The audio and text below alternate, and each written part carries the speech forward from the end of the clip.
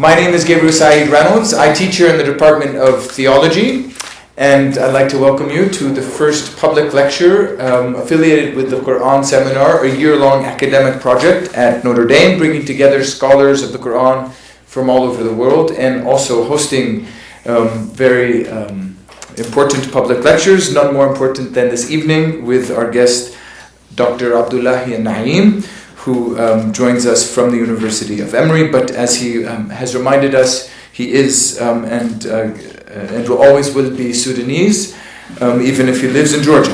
I'd like to thank a number of people, but briefly, including the Mellon Foundation and ISLA, the Institute for Scholarship in the Liberal Arts, who have funded this project. Also our friends and colleagues in the law school, Rick Garnett and Paolo Carrozza, who are co-sponsoring this project this evening's lecture. Also those who have helped me write the proposal that led to this project, Mehdi Azaiz, who's not with us, he's stuck in France.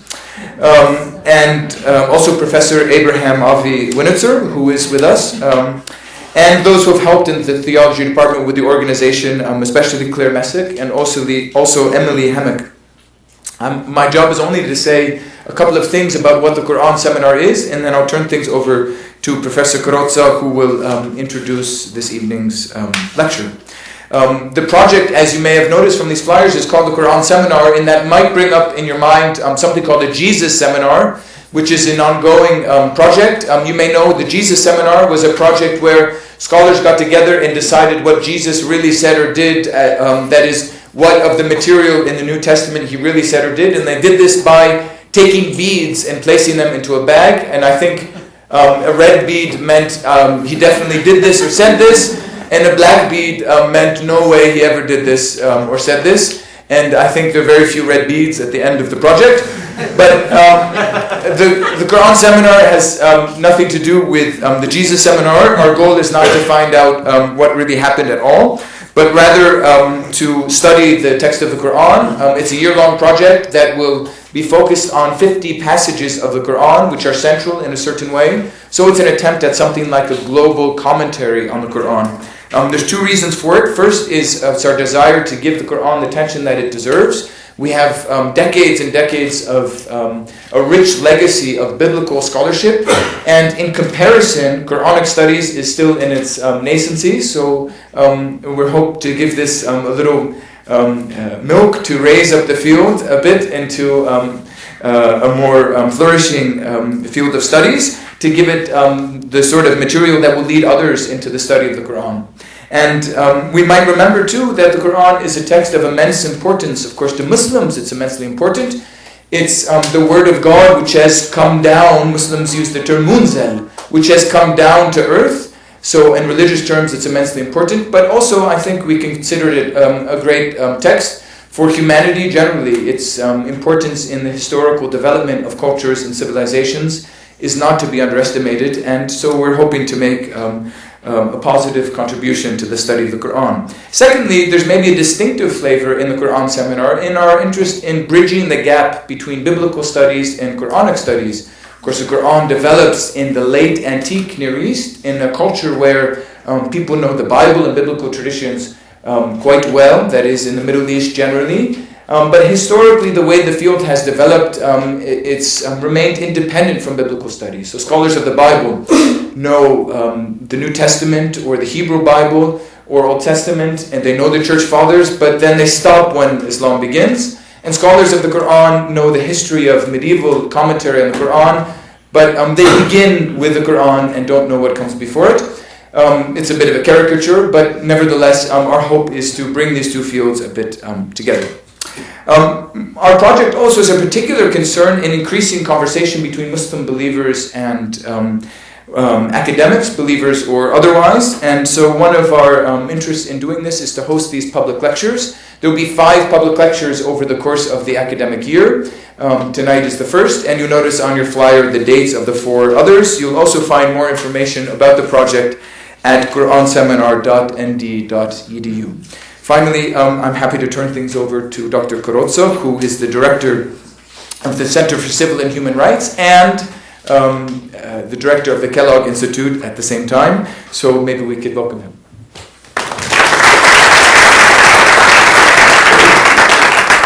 Thank you, Gabriel, and thank you all for being here on behalf of the Center for Civil and Human Rights, as well as the Law School's program on Church, State, and Society.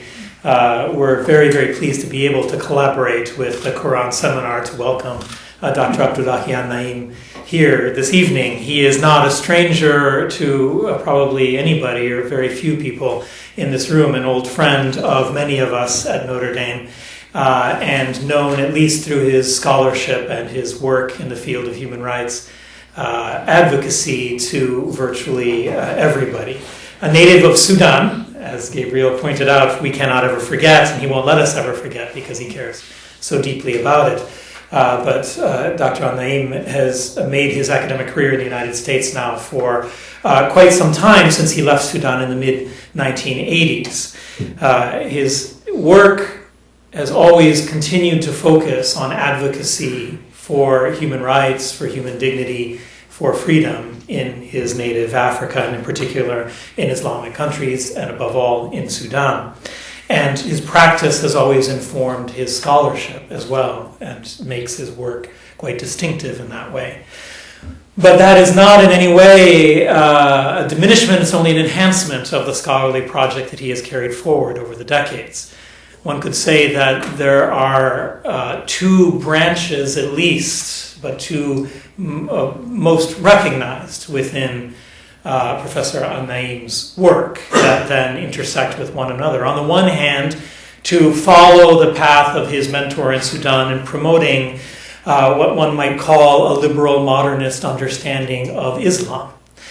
Secondly, in parallel to that, to promote a universalist understanding of international human rights, but one that in particular is constructed on the basis of the overlapping consensus that is found among a variety of different cultures, religious traditions, and backgrounds, languages, and so forth. And where these two intersect is where Dr. Al-Naim has made his most distinctive and lasting contributions to the field of human rights and international law, as well as Islamic law.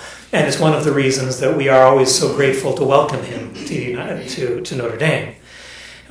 Because one could say, I think fairly, that it is rare to find a scholar of international human rights law who both is capable of affirming with certainty and conviction and consistency the importance and universality of the basic principles of human rights, while at the same time having an exquisitely sensitive awareness and understanding of the particularity of different religious traditions and cultures, and a desire both to value them, to affirm them, and to work within them.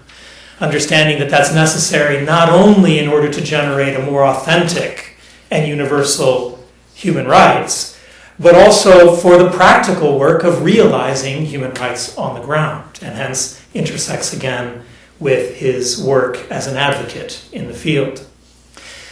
Professor Al-Naim's most recent work has turned to focus in particular on the relationship between Islam, or more accurately, Islamic law, and the state. And his book, Islam and the Secular State, seeks to explore and promote and advance a vision of Islamic law that is separate from the state itself, while at the same time appreciating the inextricable interrelationship between politics in general and Islam. It's in that paradox that he is working, and perhaps that we may hear a little bit more about tonight, in addition to all of the other riches that we have in store for us over the next 45 minutes. At the end of his comments, we will have some time for questions, we hope, from the audience. Please join me in welcoming Professor Abdullahi Ahmed.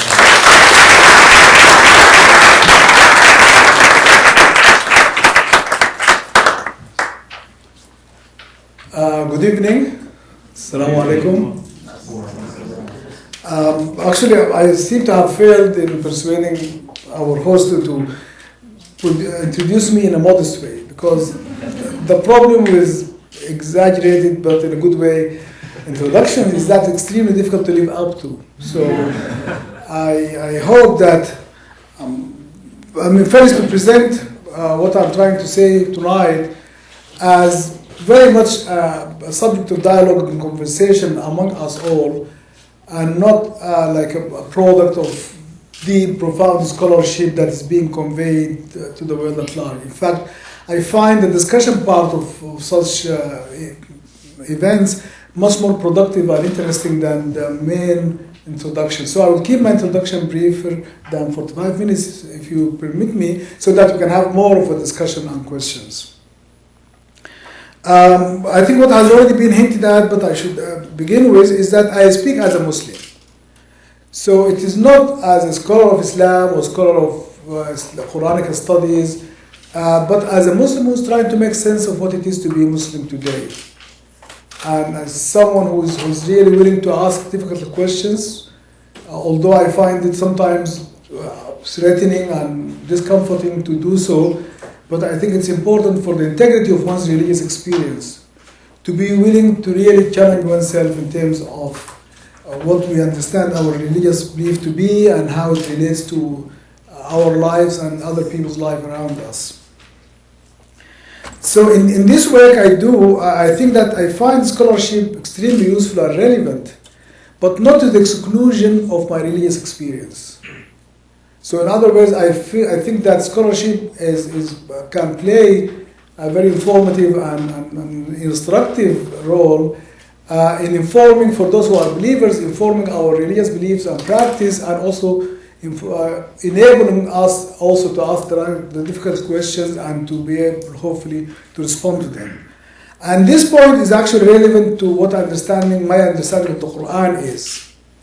That I believe the Qur'an to be tremendously important, extremely relevant, but not as a source of law. Not as a code of law. And I think that basically the thesis that I'm going to present tonight for discussion is, I think that the recent overemphasis and insistence on sort of citing the Qur'an as a source of so-called Islamic law is in fact counterproductive. It diminishes the religious and moral value and purpose of the Qur'an, and it inhibits the possibilities of dynamic development in the law. I will be arguing later that you will see that there is no possibility for enforcing Sharia as a state law whatsoever. So I think I would like to see my work as trying to dissuade Muslims from taking a view of a religious obligation to enforce Sharia through the state. That's a contradiction in terms. The enforcement of Sharia by the state is a negation of the Sharia by the very act of enacting it as a state law, because it becomes the political will of the state and not the religious law of Islam and Muslims. So that is somewhat of a preview of what I'm getting at this point, but to say that the question for me, therefore, is about what is the role of the Qur'an in all this, and if it is not a primary source of Islamic law, what is the source of Islamic law, and what is the role of the Qur'an? That is what I hope that I can contribute for our discussion tonight. Now, let me start quickly by saying that I find the term Islamic law profoundly misleading and problematic, because it immediately sort of creates a bias to positive law and state law. And as I will argue that Islamic law really, or Sharia, as I would prefer to use the term, has nothing to do with the state law and should be kept separate. So for me, I would rather talk about Sharia, and the term Sharia itself, I'm sure that you heard about it, you wondered about it all the time, and some of you may have come tonight here for a revelation of what is this Sharia business and what does it mean really. And it will be surprising, I think, for many of us to realize, as I did over time, that in fact the term Sharia does not occur in the Qur'an in the same meaning and sense that we use it today. Moreover, that it was not known among Muslim scholars for the first 3 centuries of Islam. It was not used as a term at all that was useful or significant, especially among the theologians. When it was first started to be used, it was used by the mutakallimun, that is the theologians, in the 3rd or 4th centuries of Islam. There is a very, very useful article by T.W. Smith, the Canadian scholar of Islam, which documents this, and he shows clearly that the term was unknown in our earlier sources, It was, when it came to be known, it was known in very different varieties of meanings over time. And I think this is important to emphasize initially, to say that we are talking here about a very contingent, contextual, historically evolving idea, and that the meaning that it has come to acquire in the post-colonial Muslim world and Islamic societies is really had very little to do with its history and its evolution in Muslim thought itself. Again, hopefully that the significance of this point will become clearer as we go forward. So I would like to start by saying that in terms of Sharia, I would like to talk about the concept of Sharia and the content of Sharia and the context of its practice. So I call them the 3 C's. So that the concept of Sharia, and I think it's often the confusion between the concept and the content, which is the product of historical contingent understanding of Sharia, that's causing most of the confusion. So people tend to think that Muslims tend to think that Sharia is a divine law of God, and this is what it means. These are the norms that it contains, and therefore this is the will of God to be implemented. And I think that's where we run into these difficulties and hypocrisy and double standards that we all live by. I mean by that Muslims, not all of you here. So my sense is that we should understand the concept as, yes, something that is perceived to be of divine origin, that is highly instructive and informative, but not in terms of positive law, as I will argue. Then the content is a product, as I said, is a contingent historical product, meaning that it's always human beings in history, in place, who understand and interpret Sharia. And therefore, Sharia is not divine. It's a human construct, and has always been so, and we should not really sort of deny the fact, because it is not helpful to do so. And it contradicts the basic facts about Muslim history. I'll move on to try to give a sense of what I mean by the Qur'an and why I think we should not think of it as a source of law or Sharia even, but more as a source of maybe religious guidance and instruction in a very profound and transformative way. And maybe the best way to make the point briefly, as I need to do it, is to cite the Qur'an itself, or to quote the Qur'an itself in describing what the Qur'an is. And you'll see that in verse 1 to 4 of chapter 43, not the ones you have, I mean, I will come to those later. But there is a verse that says, Bismillah ar-Rahman ar-Rahim, Ha Mim, wal Kitab al-Mubin, إنا جعلناه قرآنا عربيا لعلكم تعقلون وإنه في الكتاب لدينا لعلي حكيم. And I will translate, but as you know, all the translation is an interpretation, of course. But my point is even that the Arabic itself is not really the Qur'an.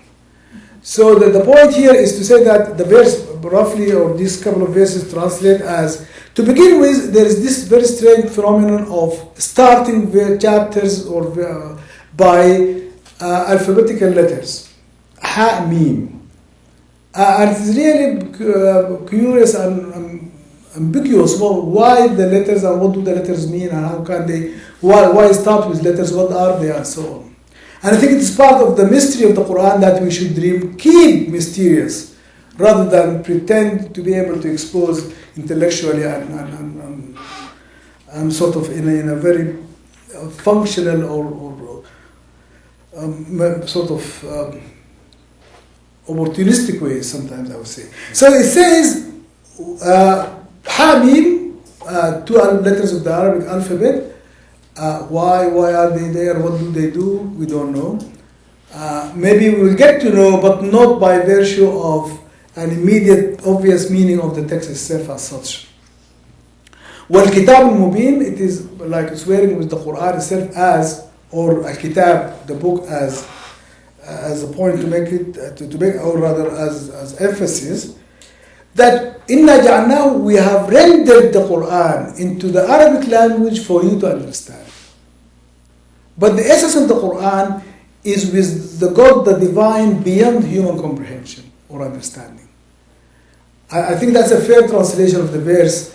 I'm happy to listen to others, but the point of the verse is, to me, is to say that the Quran is not contained in the Arabic language. It is not exhausted in the Arabic language. It cannot be known purely in terms of the Arabic language. That the Arabic language is mere sort of a means for us to begin to understand. لعلكم تعقلون. And العقل and تعقلون is much more than just simply pure understanding, but it could, I think it means a very transformative and dynamic constant evolution of that understanding. There is another verse in chapter 12 which also have this formulation, Alif Lam Ra, تلك آيات الكتاب المبين, similar language, إنا أنزلناه قرآنا عربيا. That we have caused the Quran to be revealed, maybe, but أنزلناه it has the implication of reduced or lowered. So as if the Quran is something beyond the language, but we have, in one verse it says we have rendered it into Arabic for you to understand. In the other verses it says we have lowered it or allowed it to descend into the Arabic language for you to understand. I think without going precisely, and I'm sure the Quran seminar will delve into these types of questions, and may already have done so. But for me, the obvious implication of these two verses, but especially the first one, is that the comprehension of the Quran is really beyond any language. And that language is only a hint at the possibilities of meaning. And I think that if we tend to, and this is my second point, which I will bring it from time to time, the more we emphasize Quran as a source of law, as a code, we tend to, I think, reduce and tend to objectify and sort of remove all ambiguity, as if we can do that. But I think ambiguity is so deeply inherent and intended in the Quran and every aspect about it, that really we do a disservice to the Quran and to what Muslims can get from the Quran by reducing it into a sort of code language or so-called legal language. And here you can maybe follow me with the handout that I asked to be distributed. These are three verses, and I'll try to keep this brief, I think, just to make the point that you know about these so-called Islamic punishments and what is known to Muslims as al-hudud, and how these are supposed to be invariable, imperative punishments that have to be exacted, and that they are precise, we know exactly what they mean, we know exactly what the conditions are for them to be invoked and so on. But when you look at the verses that are supposed to be the sources or the primary Quranic source of these so-called hudud, you find that they are very ambiguous and problematic in terms of trying to come to a very definitive conclusion about what the language of the Quran is saying, and therefore what the Quran is saying. So I thought maybe by going briefly through these verses, I can make this point clearer. Now the first one is from chapter 5, verse 33, is supposed to be the source of the punishment, which is extremely harsh, of execution, crucifixion, cross amputation, or banishment. But what is the crime that invokes these punishments? That those who wage war, yuharibun, against God and His apostle or His messenger. وَيَسْعُونَ فِي الْأَرْضِ فَسَادًا, and those who go about creating corruption in the earth. That is the extent of how the verse identifies the conduct that is to be penalized in this way. And I'm sure that you don't have to be lawyers or law students to realize that this is a very ambiguous formulation of what the definition is supposed to be of the crime itself. And then when you come to the punishments, you find that it offers the punishments in the alternative, without any indication of which punishment is invoked by which type of conduct. And therefore, when they dealing with this and facing themselves with the task of rooting their understanding of what came to be known as Hadd al-Haraba, which is the had of really rebellion and civil war rather than just simply committing highway robbery, the scholars, the Muslim scholars, came to really manipulate and milk, I think, the verses of the last possible meaning, and then move on to add from their own understanding and their contextual understanding of, and so on. So that you find that, for example, regarding the alternative punishments, which is a point that makes sense, but not necessarily as the obvious outcome of the language of the verse. What they argued is to say that these punishments are to be graded according to the degree of harm in the conduct. So if there is someone who commits robbery and kills someone in the process, the murder felony type of thing for American lawyers, that deserves the death penalty.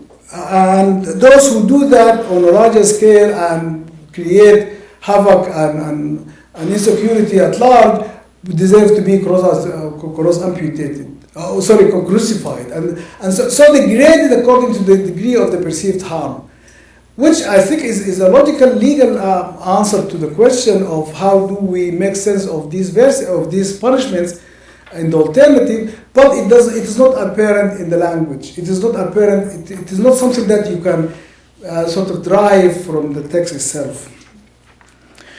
And just another example to make the point is from chapter 2, Surah Al-Baqarah, which you find in the second excerpt here, which speaks about qisas, roughly translates as exact retaliation. The notion of an eye for an eye. يا أيها الذين آمنوا كتب عليكم القصاص.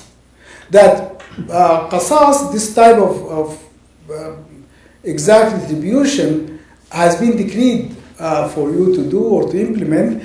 But it's really very confusing when it talks about a free person to a free person, a slave for a slave, an untha, a female for a female.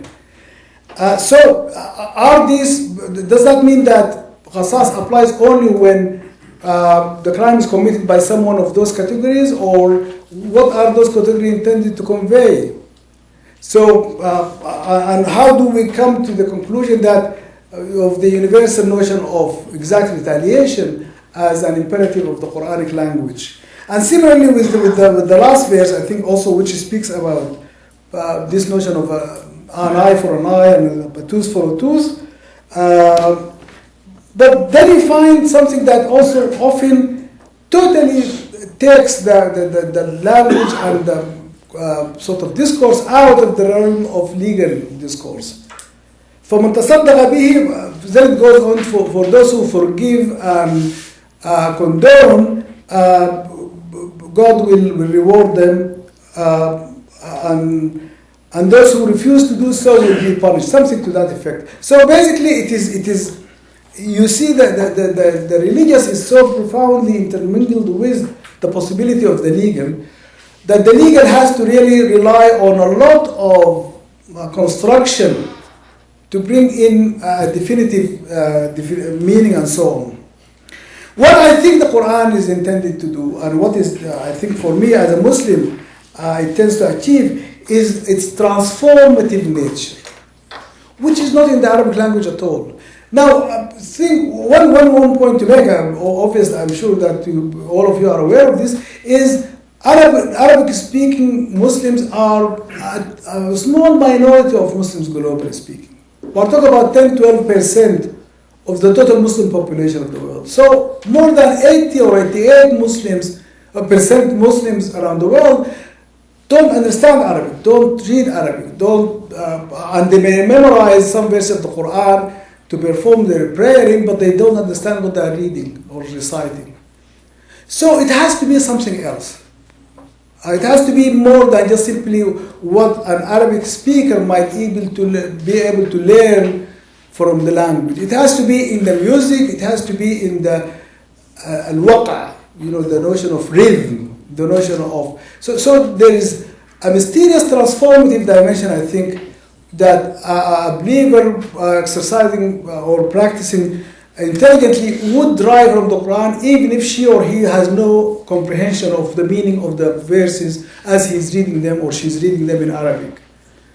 And I think this is really, for me, the point is that the early Muslims were not extracting meaning of the Quran into legal language in the way that we tend to do today, but they are more like having been transformed by the religious experiences of the Quran, and that how the Quran is just, by the way, of course, the term, as you know, is قَرَأَ يَقْرَأُ قُرْآنًا, that it is about recitation.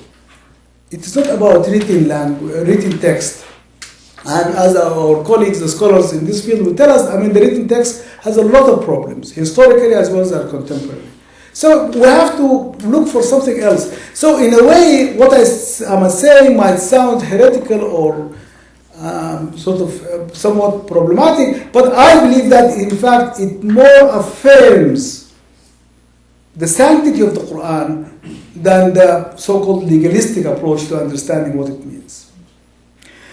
And maybe this is one dimension about Islamic knowledge generally and legal knowledge included, in that there has always been a connection between piety and knowledge.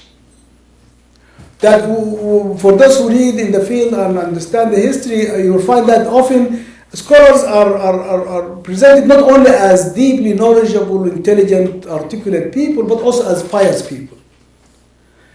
And I think that had a lot to do with that their understanding of what to their communities that Quran and other sources may give in terms of normative standards or practice, it was through their religious experience as much as it was through their intellectual knowledge, or even more so. So it is that it is, if we approach the Quran as a transformative language and music that we recite and we are moved by and brought to understanding that level of beyond human understanding in the verse I quoted earlier, I think that it was a case of people who were knowledgeable and pious who engaged in trying to create normative systems for their communities to live by, and that's what came to be known as Sharia. Rather than textualistic lawyers who engage in literal interpretation of or translation of the words in the verse that lead to a particular legal meaning. I teach Islamic law at least a couple of every second year or so at Emory Law School, and I am doing it this fall, and I know that I did this a couple of weeks ago.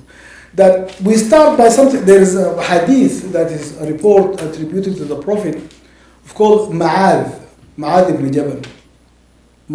So it is known as Hadith Ma'ad. That is the hadith of the Prophet in relation to Ma'az. Ma'az was sort of a Muslim whom the Prophet was sending to Yemen to serve as a judge, according to the narrative that is commonly accepted. And that when the guy was about to leave, the Prophet said, "Come on, tell me, Ma'az, what are you going to do? Where are you going to look for sources of your judgments?"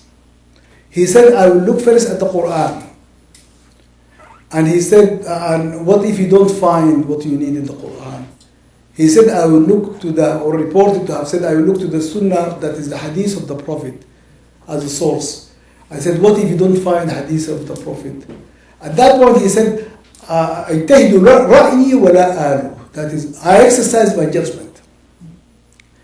And the Prophet is said to have approved that, and he said approvingly that, yes, okay, you are now ready to go and practice this. So this notion of a hierarchy of Islamic sources of judgments and judicial rulings and so on is attributed to that hadith, which is almost too systematic and sort of it has a drill quality to it to be really a normal conversation.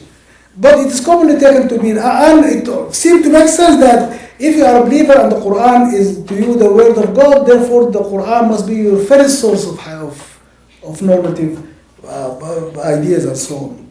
Now, if that was not the case, that is, if the scholars were not engaged in this very literalistic reading to drive legal texts out of verses of the Quran, what was going on then? And I think that when you look at the way that what we now call Sharia came to be, that it was a very mysterious, spontaneous, what I call intergenerational process. That for those who study Sharia or are aware of it, try to make sense of this. Try to trace any beginning or source or sort of spring where any principle of Sharia that you are aware of came from. You wouldn't be able to do that. By that I mean that it is not that there is no enacting moment and there is no enacting institution for any principle of Sharia. That they evolve spontaneously as a matter of intergenerational consensus, meaning that when views were expressed and sustained their relevance and credibility over time, they become accepted as to having been merged or introduced into the body of Sharia corpus, that is. But not that you can trace it to that point where so and so said this became Sharia by itself. And I think that the point here is to say that if Sharia cannot be traced to a specific original point, and that the question is overlapping consensus over time through many generations, then it is not something that we can really control much. We cannot control the production of Sharia. We cannot enact Sharia norms or bring norms into being Sharia norms.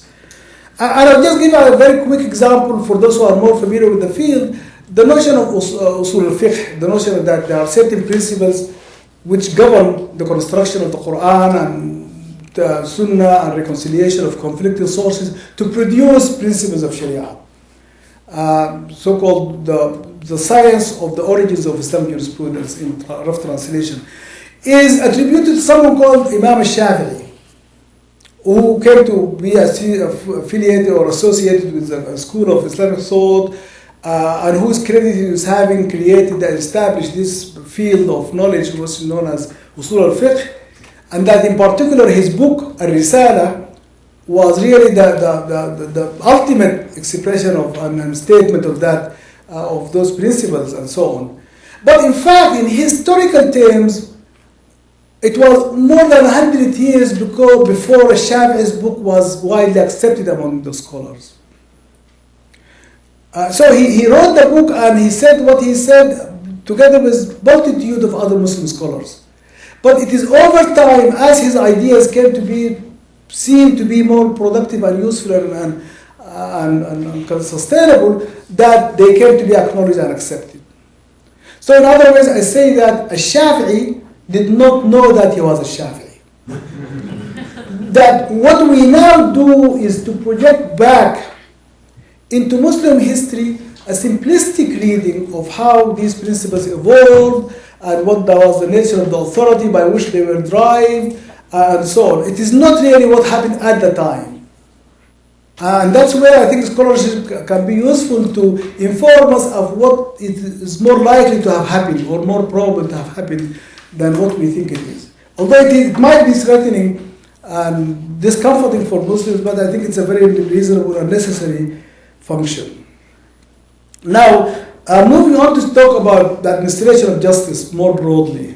Because my objective, as you know, is to show that this post-colonial phenomenon of enactment of Sharia as a state law is totally unprecedented in Muslim history, and it is conceptually incoherent. That it cannot be true to the concept itself of Sharia. Now, we don't know enough, obviously, about the pre-colonial, pre-modern practice of administration of justice. That there are not systematic enough studies that have address these issues in terms of documenting actual practice in many regions. You find from time to time studies that deal with certain regions, certain particular types of regimes or time period, but not a comprehensive over sort of study of the field of practice at large. So I think we don't know enough, but I think what we do know is that what it could not have been, because of the nature of the state, and because of the nature of societies, and even demographics of societies, and level of economic development, and because of all the varieties of factors that we know about this historical time frame, we know that it could not have been a matter of centralized bureaucratic administration of justice. The idea of this notion of centralized administration of justice is a post-colonial idea. And what we can imagine or expect is that whatever level of practice of Sharia may have been was community-based, spontaneous, and voluntary rather than coercively enforced by a centralized administration. What we do know is that there was no function of public prosecution, that the state never exercised the function of enforcing criminal justice or criminal law principles or norms in a centralized hierarchical way. That it was very much communities that practiced this, and in fact even the way the principles and the norms emerged was far removed from the state. All of that I think is commonly accessible to any understanding of Muslim history. So my point is therefore to say that whatever we had in the pre-colonial had very little, if not anything, to do with what we are having today in the post-colonial. And the primary shift that happened in the nature of the state. That it may have been colonially imposed, it may have been alien, but the fact is that the idea of the nation, territorial state, that is bounded territorially, and that is supposed to be sort of political sovereign, and all of these ideas that we come to associate with nation states at this point, is a colonial, post-colonial concept, that it is something that was not there before and unknown to Muslim communities. And maybe some of the difficulties that Muslims today are having with the state and notions of democratic transition and so on are to do with, in part, with the alien origins of the practice of the state.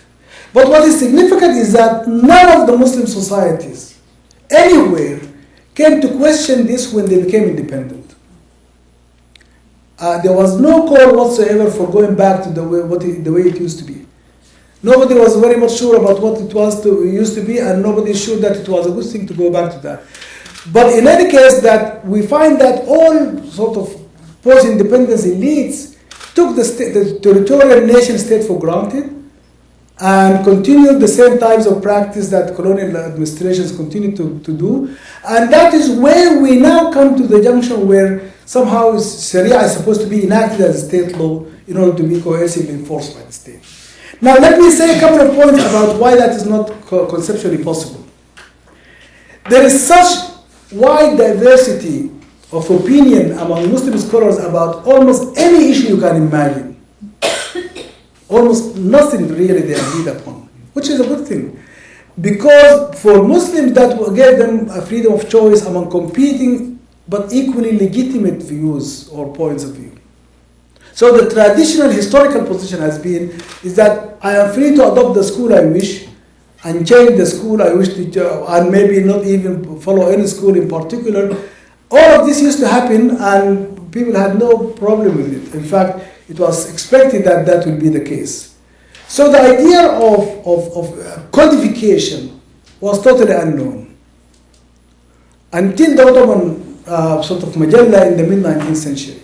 But you will not find, and of course there are reports about how, for example, Imam Malik resisted Harun al-Rashid's codification of his views, and other founding scholars were assumed to have had that position. But the point is that there was no codification, because codification is profoundly problematic. Not only because it diminishes space for diversity of opinion, but it's arbitrary and elite-driven, that it depends on who is controlling the state, who decides what it is to be enacted as a state law and what is not to be enacted as state law. So not only that it denies Muslims the benefit of diversity and choice, but that it does so in a very arbitrary and authoritarian way. And what is the basis of that claim? What is the basis of saying that this is the law and that is not the law, but this which is the law is in fact Sharia, and what is not the law is not Sharia? You can't say that because you don't have the moral or religious authority to do so. And I think I will give a very dramatic or tragic example just to make the point here as briefly as I can. Some of you may have followed the cases in northern Nigeria at the beginning of the 21st century, the 2002 and so on, like Amina Lawal and other women who were convicted of zina, which is sexual adultery, that is sexual intercourse for a married person, and were sentenced to stoning to death. Those punishments came to be resented and quashed, and no execution took place. But the point I'm trying to make here is that those women convicted by virtue of the fact of being pregnant, without that possibility having been with their husbands, that is, if a woman has been estranged from her husband for 2 years and turned out to be pregnant, then she must have committed zina. That is the notion of circumstantial evidence of pregnancy, but now you may have other examples of circumstantial evidence to prove this capital crime of zina. Whereas, and this view belongs only to the Maliki school.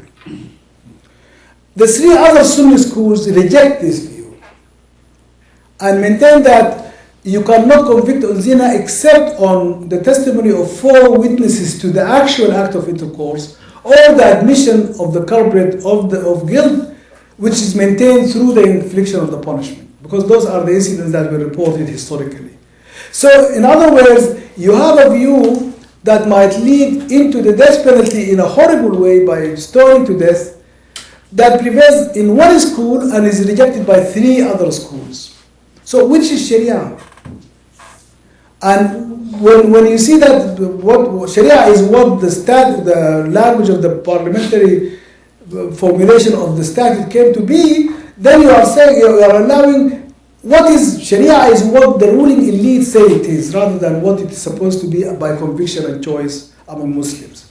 That's why it is so dangerous to concede the notion of an Islamic state that can enforce Sharia. So that I can go to my conclusion, as I said, I promised to make it, as quickly as possible so that we can have a discussion. I would like to suggest a distinction, but not a dichotomy, between normativity and legality. And to argue that Sharia is normative but not legal. And to say that it is normative but not legal is not to diminish its value or force. In fact, it could be more formative of human behavior for being normative than for being legal. Because the issue of the state, the ability of the state to enforce its own law and all the ambiguities of how law is formulated, how discretion is practiced in various stages and so on, makes it very uncertain that you can have a definitive outcome from legal enforcement. But you can have more of predictable and I think consistent outcome from the normative value of Sharia. So I would argue therefore that we should not think of Sharia in terms of potentially enactable by state law, because that cannot be.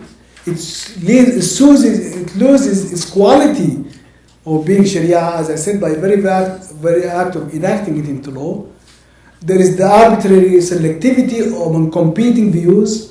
And everywhere that Sharia has been so-called enacted into statutory language has been a matter of selection, and sometimes a matter of very, very deeply problematic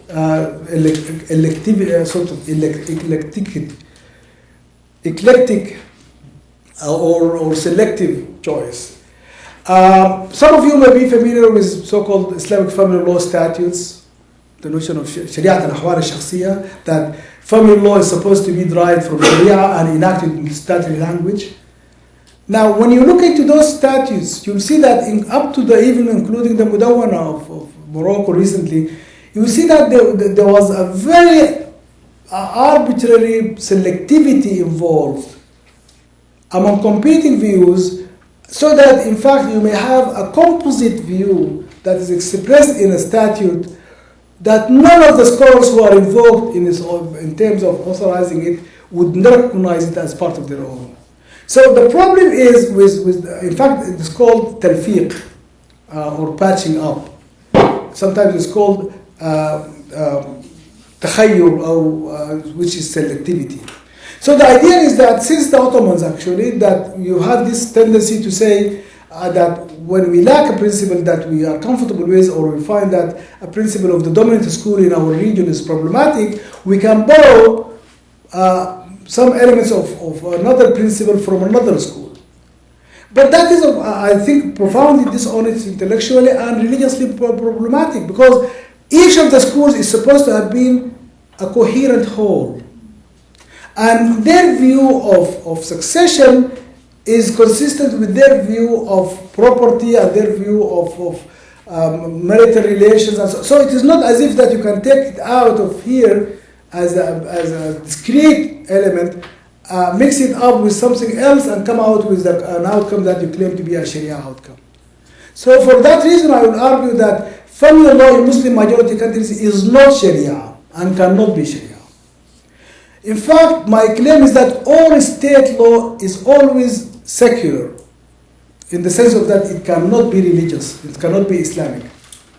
By definition, the state is a political institution that is incapable of having a religion. And therefore, whenever we claim or attribute a religion to the state, in fact, what we are doing is that we are attributing the quality of being Islamic to the ruling elites who decide what view of Islam to implement. And when you see it in those terms, you realize how dangerous it is.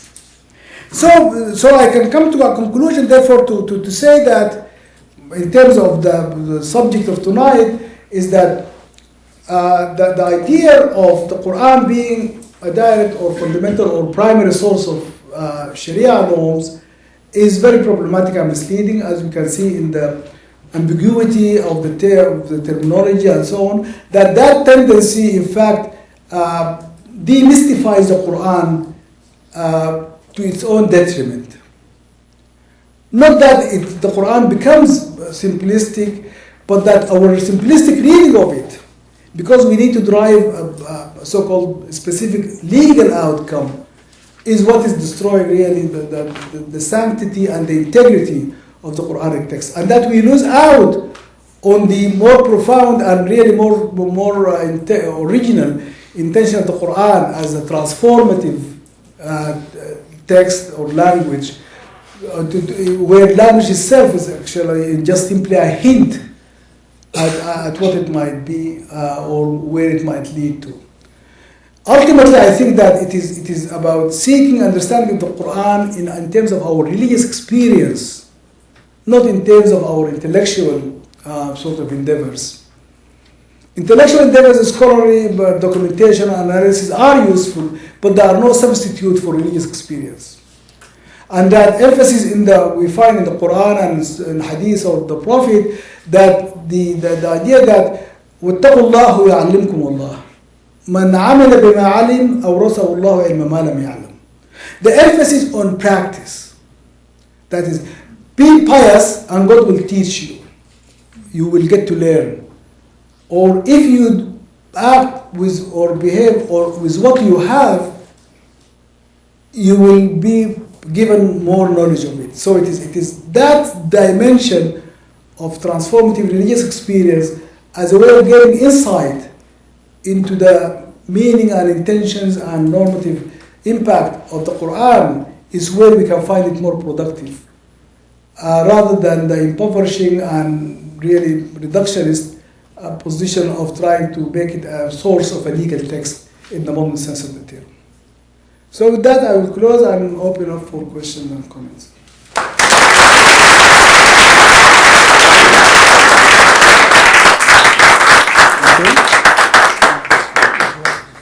Yes, Right. You know, I'm a teacher, so I can do that. Right, of course. So I think we'll just handle the questions directly from from all of you without us mediating, so please feel free to jump in. Yes. Actually, I have a question about the first verse, 5:33. So, and where is the ambiguity in? I think it's very clear about the punishment. No, the punishments are in the alternative. So, which punishment to impose in which situation? There is no guidance for that in the language of the text. And also, the ambiguity is in the way the so-called crime is defined in the first place. That is the penalty for those who wage war against God and the Prophet. What does that mean? What sort of conduct will it warrant?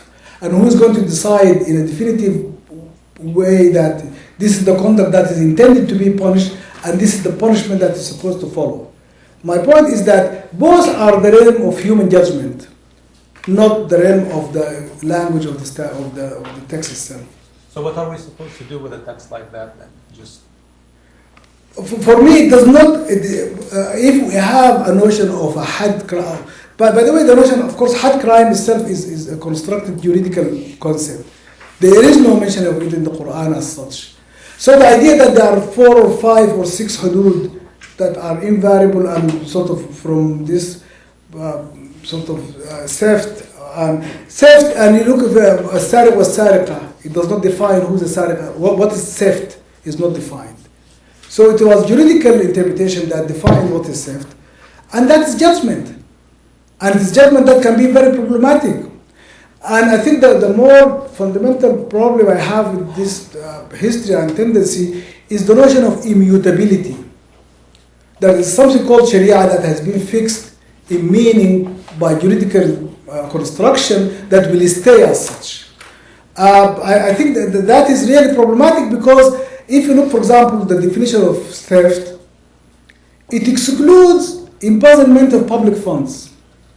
You can inflict the cutting of the hand for stealing $6, $10 in stealth from a secure place, but you cannot be punished for stealing millions of dollars from the state treasury. So it is, but to the jurists, they were almost obsessed with sort of limiting the application of these so-called punishments, rather than expanding as we tend to do today. But I don't. If to your question, my point is that the ambiguity is in the way the conduct is defined, and we find evidence of this in Iran today. I mean that sometimes we hear about people being put to death for fasad fil ard, for corruption in the air, or sort of wreaking havoc and corruption. What does that mean, and when is it warranted? It's a very political decision. So those are the type of ambiguities I mean. Yes? Mm-hmm. I mean, sort of taking it up from Dr. Yunus's point. I mean, so the last question that he asked was, what do we do with this text, right? Some of the conversations that I've had with other scholars, say again in Pakistan, I mean, who are actually very sympathetic to the kind of perspective that you're bringing, which if I want to summarize it, I would put it in the following way, that the nation state by definition is such a political entity that it cannot implement these kinds of rules which are open to wide array of interpretation. So for them the point is then not about Sharia or Islamic law, but rather the critique has to be focused on the nation state. Like it's a strange kind of entity, historically speaking. It's like this new behemoth that has been created. But so that's one thing that they do, which I kind of like sort of not hear in like what you're saying. But anyway, going back to what do we do with this text, right? So they would say, let's not dispute the text that this cannot be implemented into like positive law. Just make the evidentiary requirements very stringent. So let's say, I mean, for them the point would be, okay, yeah, let's say that if you declare war against God, then this will happen to you. But when it comes to actual disputation in a court, we'll make the evidentiary requirements of proving that you've made war against God so difficult that actually it won't really be implemented. So then they save a notion of law which still functions law as teacher, but it does not function as law as the punisher. You see what I'm trying to get at? So they still keep the verse, and they still remain within the larger traditional understanding, right? Which you sort of seem to like move out of.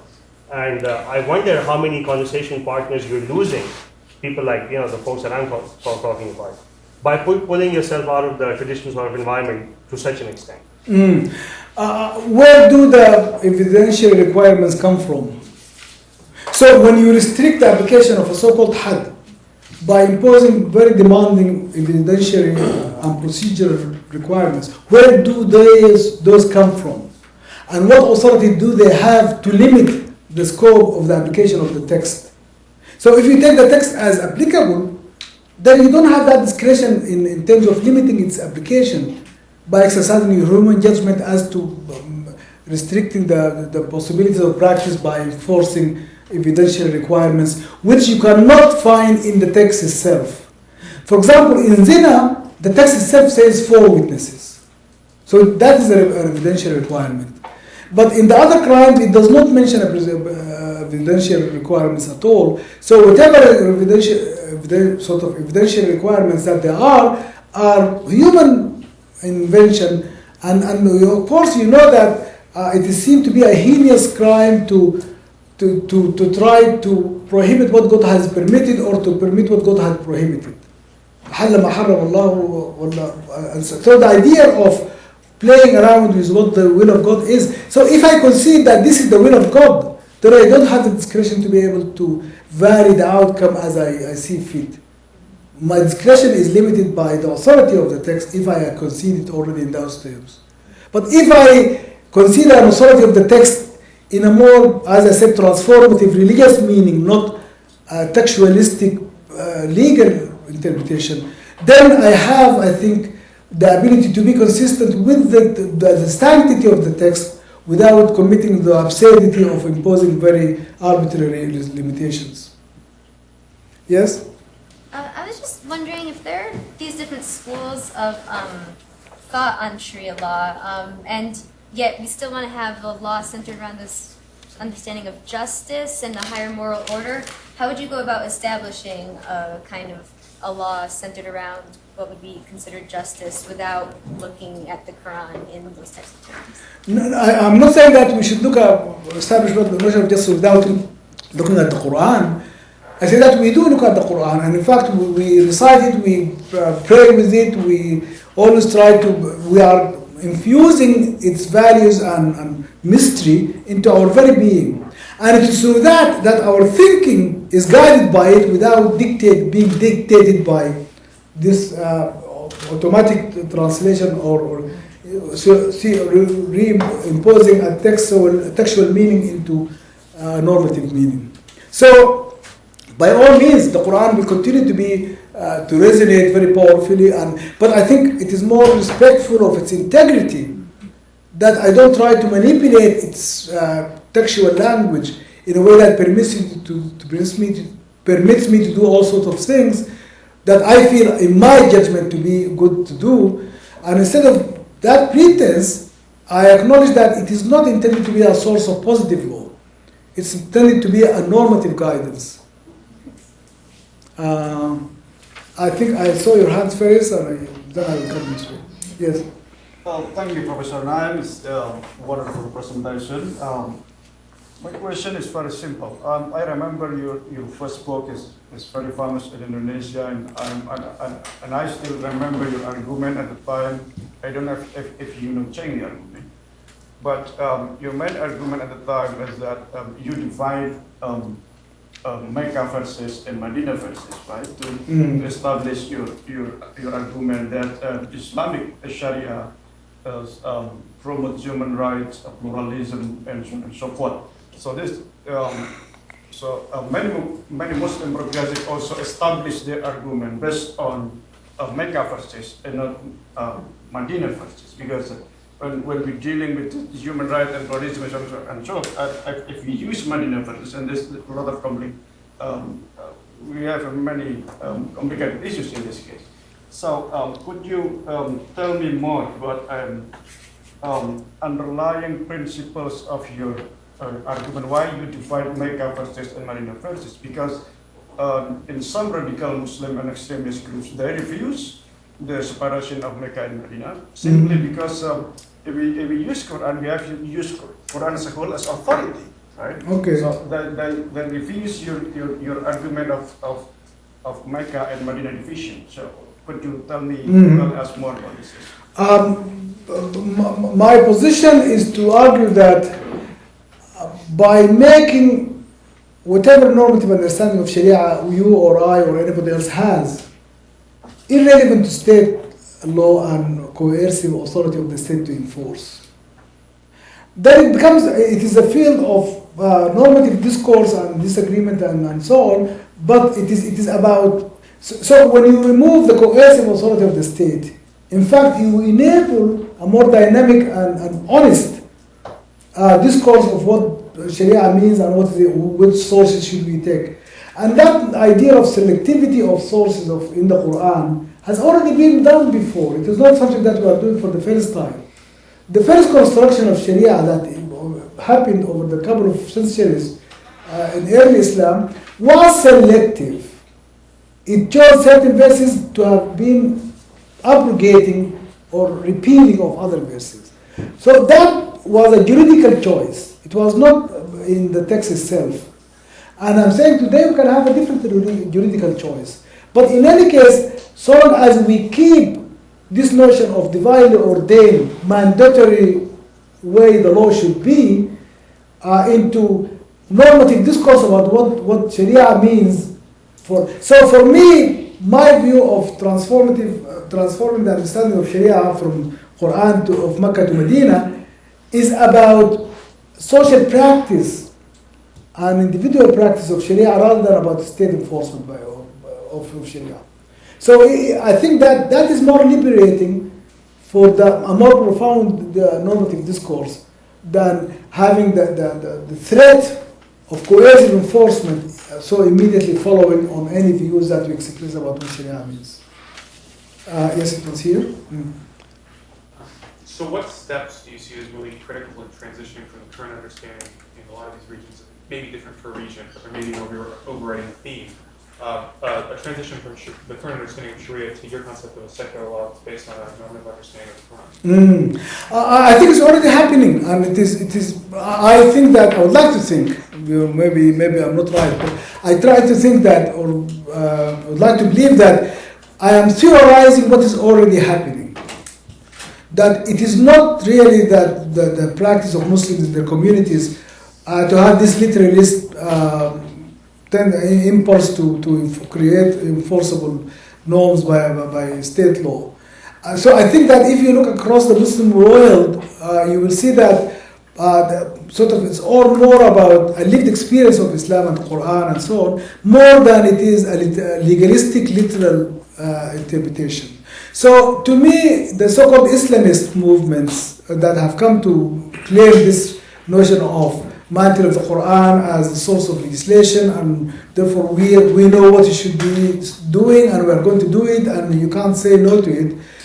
This notion is, I think, a post-colonial phenomenon which I think can be understood in local context, or regional context rather, in terms of what was happening immediately after independence and how secular regimes got discredited and people are looking for alternative ways of... So this we can understand and relate to. But for me, I would like to undermine fundamentally the very idea of a notion of an Islamic state, or that Sharia could be derived from the Quran in this simplistic way. So it is so that whatever we think Sharia is, it is not for the state to enforce, but it is by all means for Muslims to live by to the extent of their ability and understanding of it. I think let me take one. Okay, go ahead, please. Yeah. My question is about how your project relates specifically to human rights. And when we think about human rights and Islam, there are many different interpretations or points of view on key human rights issues.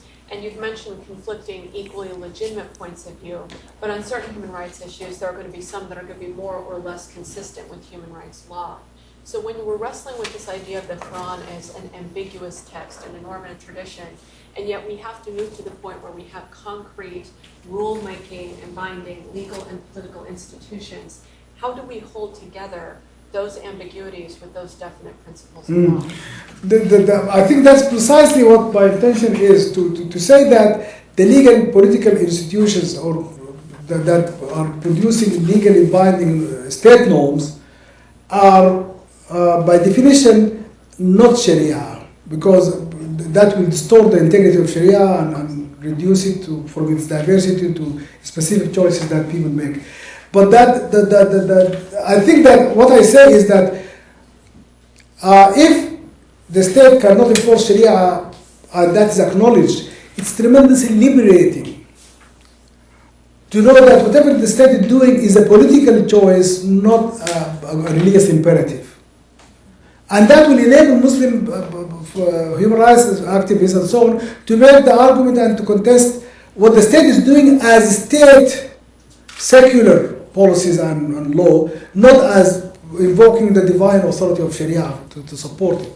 Now, so I think that by shifting the Sharia dimension into the normative rather than the legal, I'm denying the state the possibility of invoking Sharia to insulate what it is doing from criticism. So whatever it is doing, it is secular judgment. It is not divinely ordained Sharia. And so in that sense, but of course, when I say that Sharia should be taken out of state enforcement, it does not mean that we immediately overcome the problems we have with what we now know as Sharia. That's why my notion of the concept versus the content is to say that the concept of Sharia remains, but the content will change. And the notions of sort of methodologies of reform are to transform popular understanding and practice of Sharia, not for the state to enforce, but for communities to live by. Okay? I know you will all agree with me that there's much more to be discussed. I hope you continue the discussion right outside in the atrium where there's a reception and things to eat and drink waiting for you. You can continue the conversation among yourselves as well as with Professor Ahmed, who will be outside with us and ongoing into the Quran seminar and so forth. But in the meantime, please help me to thank Professor Ahmed.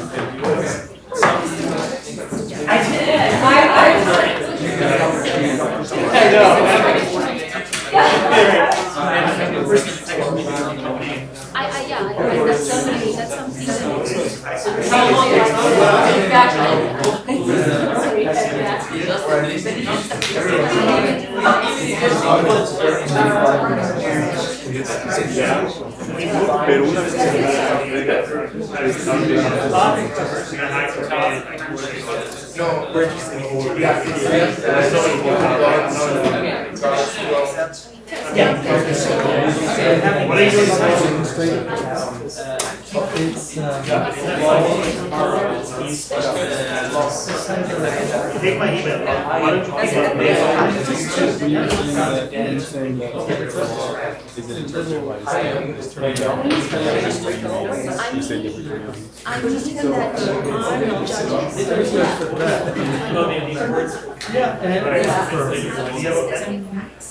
Yeah, I think I looked at the link.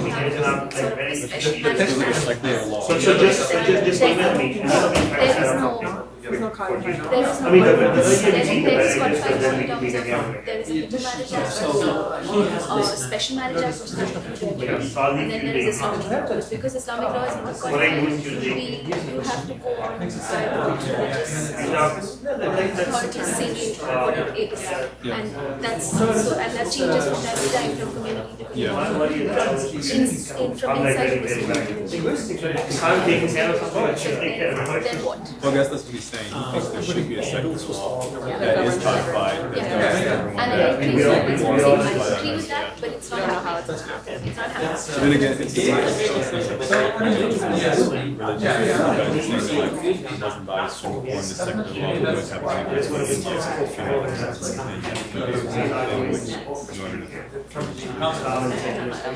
secular law created.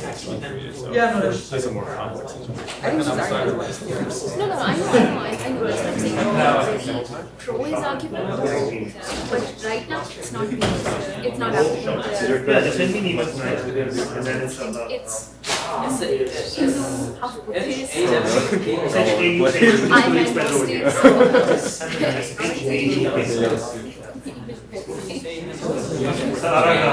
Can see you. Hi. William. How are you? Nice to meet you. Hi guys. Hi. I'm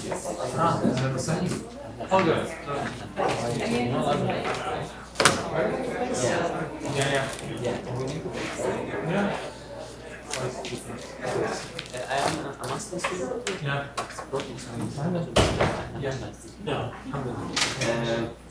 There is a very good issue. Okay, makes sense. Clear. But the issue here, you should have this. The text and the interpretation. The text is itself the practical Good. Thanks for coming. Great, well, thank you for expecting them. That's Yeah, great. me Yeah, too. nice to finally meet you. declaration is political. Julie had a big Or culturally misunderstandable. It was the National So there is, Environmental I couldn't get the idea was the text is big. Suicide prevention. The text itself is clean. How you yeah, this is we use it. This is I can accept this. This is understandable. This is everywhere, right? Yeah, no, he was conflating the two, but he was showing it for the sake of argument. Maybe you are familiar with it.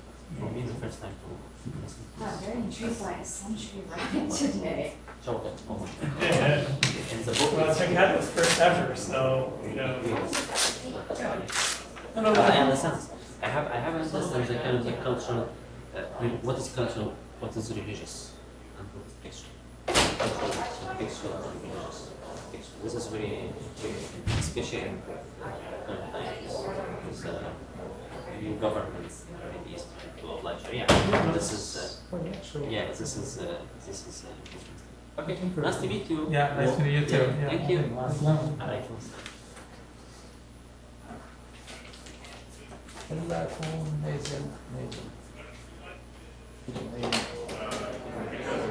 Maybe your house. This is some use. You have to ignore all this words. So it's another consider the main nation, so the God relates to concerns of people, and then Merachmana, which is kind of sounds very much like Rahim, but it means the same. It's got a nice doubling, and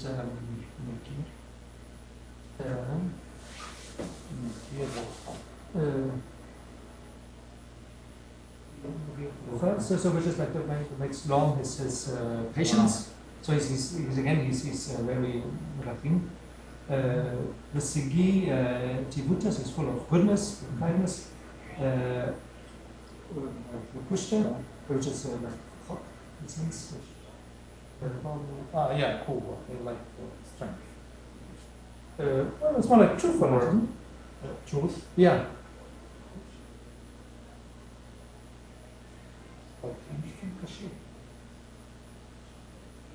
No, that's Hebrew. It's not. I don't know, so it doesn't look like. So you're saying it's truth? Yeah, the truth means sharir, sharar, that's the root of truth. Yeah, but I don't know. So, yeah. And then there's Shema, yeah. Saloka, which is very much like the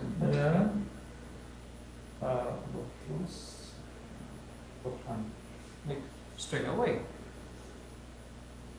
Truth is just make straight away. Yeah.